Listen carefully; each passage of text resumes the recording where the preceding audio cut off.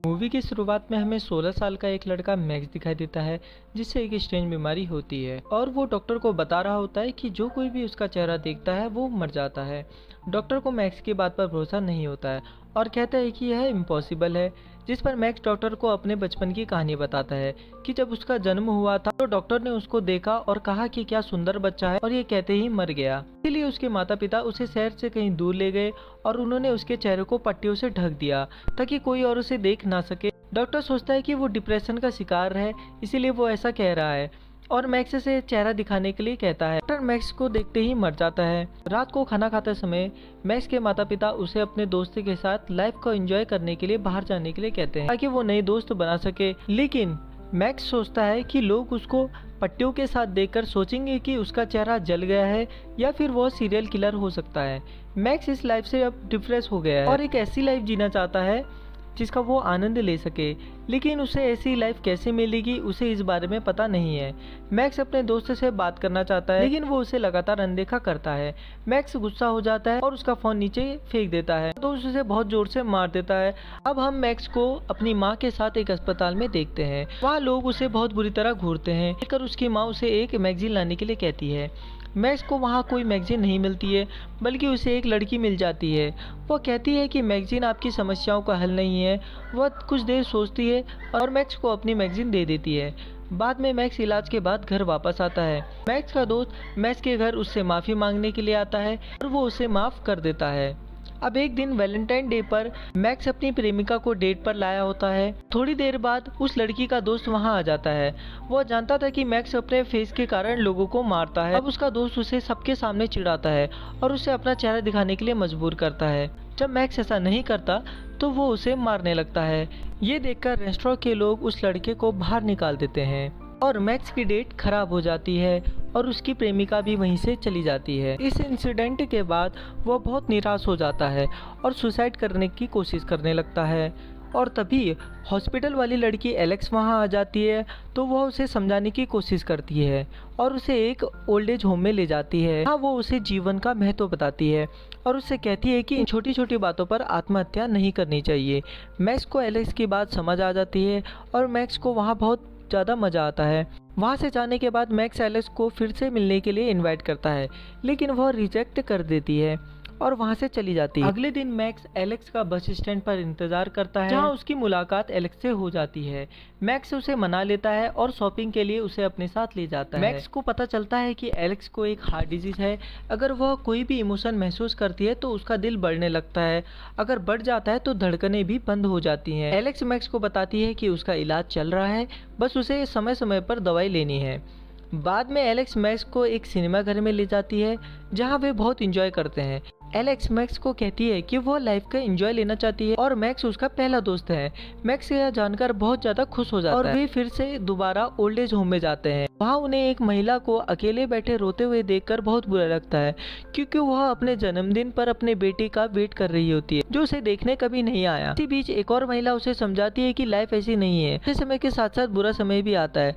यह सुनकर Alex emotional हो जाती है। रात में अब एलेक्स मैक्स का चेहरा देखना चाहती है और मैक्स एलेक्स से उसकी आंखें बंद करने के लिए कहता है। वो अपने चेहरे से पट्टियां उतारता है और उसे उसकी आंखों पर बांध देता है। अब एलेक्स अपने हाथों से उसका चेहरा महसूस करती है। अब मैक्स अपने दोस्तों के साथ वीडियो गेम खेल रहा होता है, तभी उसे एलेक्स का फोन आता है। एलेक्स की हालत खराब होती है लेकिन वह मैक्स को इस बारे में कुछ नहीं बताती। मैक्स के दोस्त के हाथ जल गए होते हैं और वो उसे इलाज के लिए अस्पताल ले जाता है जहां वे दोनों एलेक्स से मिलते हैं, लेकिन वो अजीब तरह बिहेव करती है और उन्हें अपनी माँ से भी नहीं मिलवाती है। मैक्स इस बात से बहुत परेशान हो जाता है और अगली बार जब वह उससे मिलता है तो वह उसके बिहेवियर के बारे में सवाल करता है। वह मैक्स से कहती है कि उसकी माँ को यह पसंद नहीं है कि किसी से दोस्ती करे क्योंकि दोस्ती इमोशन पैदा करती है और वह सब उसके लिए हानिकारक है। इसलिए वह उसे सच नहीं बताती है क्योंकि वह मेरे चेकअप के बाद और अधिक परेशान हो जाती है। दोनों फिर उन महिलाओं से मिलने के लिए ओल्ड एज होम में जाते हैं। वहाँ उन्हें पता चलता है कि वह महिला अपने बेटे का इंतजार करते करते मरने की कगार पर है और बिस्तर पर पहुंच चुकी है। हालत देखकर एलेक्स और ज़्यादा इमोशनल हो जाती है और उसकी नाक से खून बहने लगता है और वो मैक्स के पास आती है और कहती है कि वह उसकी मदद करे। बिस्तर पर इस तरह मौत का इंतजार करने से अच्छा है तुम उसे अपना चेहरा दिखा दो और उन्हें इस लाइफ से फ्री कर दो। मैक्स ऐसा ही कर वह अपना चेहरा उस महिला को दिखाता है और वह एक ही बार में मर जाती है। उस दिन से एलेक्स मैक्स को नजरअंदाज करती है और उसके किसी भी मैसेज का जवाब नहीं देती है। मैक्स इस बात से बहुत परेशान हो जाता है और वो पहली बार जिंदगी में अपने माता पिता से लड़ने लगता है। उसके माता पिता भी यह देखकर चौंक जाते हैं और वो अपने दोस्त के साथ हैंग आउट करने के लिए जाता है। उसका दोस्त उसका फोन ले लेता है और एलेक्स को इनवाइट करने के लिए कहता है, लेकिन एलेक्स कोई जवाब नहीं देती है। से परेशान हो जाता है और उससे रहा नहीं जाता है। वो उससे बात करने के लिए उसके घर चले जाता है। वहां जाने के बाद उसे पता लगता है कि मैक्स की हालत ठीक नहीं है, इसलिए वो उसे अनदेखा कर रही होती है। मैक्स उसके लिए बहुत परेशान हो जाता है, लेकिन मैक्स बताए या ना बताए उसे एलेक्स से प्यार हो जाता है। एलेक्स भी मैक्स को खोना नहीं चाहती थी क्योंकि वह उसका एकमात्र दोस्त था। मैक्स एलेक्स से यह पूछने पर कि वह उसके लिए क्या कर सकता है, जवाब देती है कि वो उसे अपने साथ डांस में ले जा सकता है। एलेक्स अच्छी तरह से तैयार होती है और मैक्स के घर पहुंच जाती है।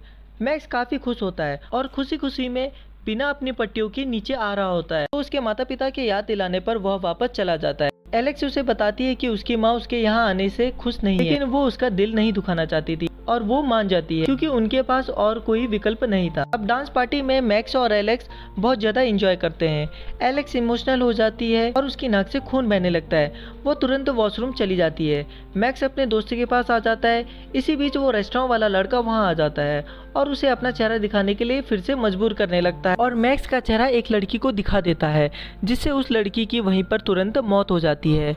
पुलिस मैक्स को गिरफ्तार करने के लिए आती है। जाते समय वो एलेक्स को बहुत बुरी हालत में देखता है। पुलिस स्टेशन से बाहर आने के बाद वह सीधे एलेक्स के पास जाता है। वहाँ उसे पता चलता है कि एलेक्स ने उससे झूठ बोला था। रियलिटी में कोई भी दवा उसका इलाज नहीं कर सकती है। जब वो 16 साल की थी तो डॉक्टर ने बता दिया था कि उसकी जान बचाने की संभावना केवल 16% है। एलेक्स ने यह सब एक्सेप्ट कर अपनी लाइफ को इसी तरह बिता रही होती है। मैक्स के आने के बाद वो खुश और जिंदा रहना चाहती है, लेकिन यह सब एक मिथ था जो वो खुद और मैक्स दोनों को दे रही थी। इसके बाद एलेक्स मैक्स को अपना चेहरा दिखाने के लिए कहती है, लेकिन वो रिजेक्ट कर देता है और वहाँ से गुस्से में चला जाता है। इस सबसे परेशान होकर वो अपना चेहरा खराब करना शुरू कर देता है। उसके माता पिता उसको ऐसा करने के लिए रोकते हैं। अब मैक्स का दोस्त उसे समझाने की कोशिश करता है कि उसे रोने के बजाय कुछ करना चाहिए। एलेक्स को इस समय तुम्हारी बहुत जरूरत है और तुम्हें उसे अकेला नहीं छोड़ना चाहिए। उससे सहमत होकर वह फिर से हॉस्पिटल में एलेक्स से मिलने के लिए जाता है, जहां दोनों एक दूसरे को देखकर बहुत ज्यादा इमोशनल हो जाते हैं। मैक्स एलेक्स की आंखें बंद करता है और अपना चेहरा दिखाता है। चौंकाने वाली बात यह थी कि एलेक्स अपनी आंखें बंद नहीं करती और उसका फेस देखकर उसको कुछ भी नहीं होता है। वह बहुत इमोशनल हो जाती है, जिससे उसकी हालत और भी ज्यादा खराब हो जाती है और एलेक्स की मृत्यु हो जाती है। उसे पता चलता है कि एलेक्स सही थी, उसका चेहरा एक कर्ज नहीं है और वो परेशान लोगों की मदद कर सकता है।